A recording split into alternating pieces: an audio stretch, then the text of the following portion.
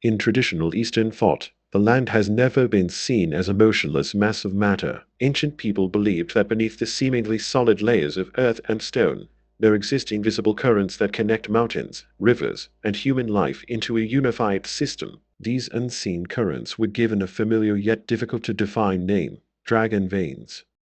The concept of dragon veins appeared very early in classical feng shui, especially in China, before spreading to Vietnam, Korea, and Japan. In traditional understanding, the word dragon does not refer simply to the mythical creature, but symbolizes movement, vitality, and natural order. Veins represent pathways or channels of flow. Dragon veins, therefore, were understood as the flow of life force within the land. According to ancient feng shui texts, dragon veins originate in major mountain ranges. Ancient observers noted that mountains do not stand alone, but are connected like the backbone of the earth. From these dragon heads, vital energy was believed to travel along ridges, valleys, and slopes, eventually descending into plains where it could gather and settle.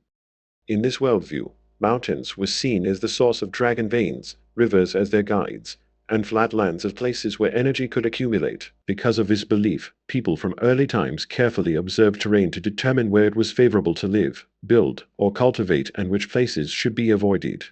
Dragon veins were never described as a visible or tangible force. No one claimed they could be seen or physically touched. Instead, their presence was believed to be perceived indirectly through landform, climate, water sources, and the long-term stability of human settlements.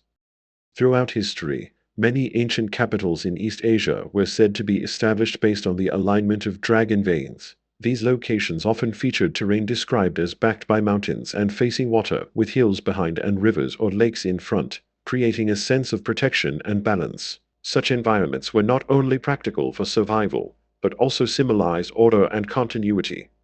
In Vietnam, the idea of dragon veins appears frequently in folklore and traditional geomantic thinking. Ancient people believed that lands with favorable terrain tended to be prosperous for people, meaning communities could endure there with fewer major disruptions. Conversely, areas where dragon veins were thought to be broken were often associated with natural disasters, conflict, or gradual decline. Because of these beliefs, disturbing dragon veins was considered something to be avoided. Folklore warned that excessive digging, reshaping of mountains, or careless construction could injure the Earth's veins, leading to unpredictable consequences. While these stories lack scientific evidence, they reflect a deep-seated human anxiety about disrupting natural balance.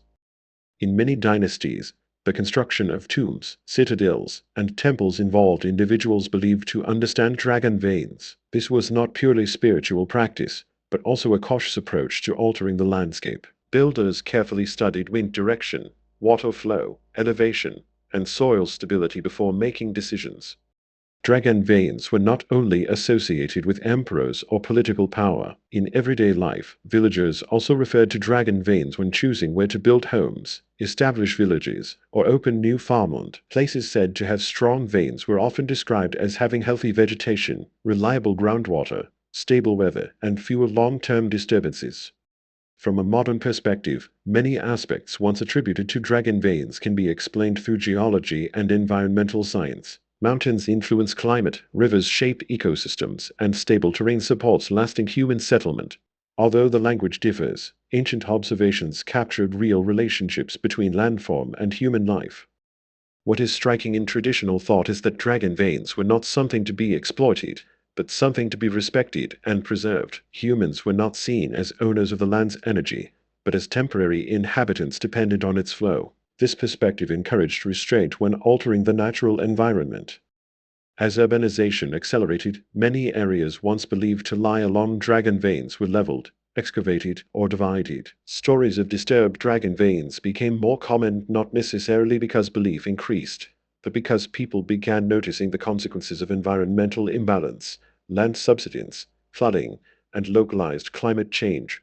In this context, dragon veins are often discussed today as a symbolic concept rather than a literal mystical force. They serve as a reminder of the deep connection between land and human life. When people reshape their environment, they also reshape the conditions of their own existence.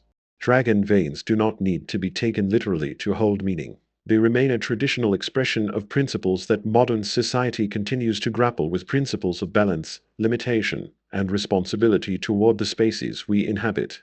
And when ancient people spoke of invisible currents beneath the earth, they may not have been emphasizing mystery itself, but a simple truth. Every action on the surface leaves consequences far deeper than we often realize. In this sense, dragon veins exist not only beneath the ground, but in the way humans choose to interact with nature.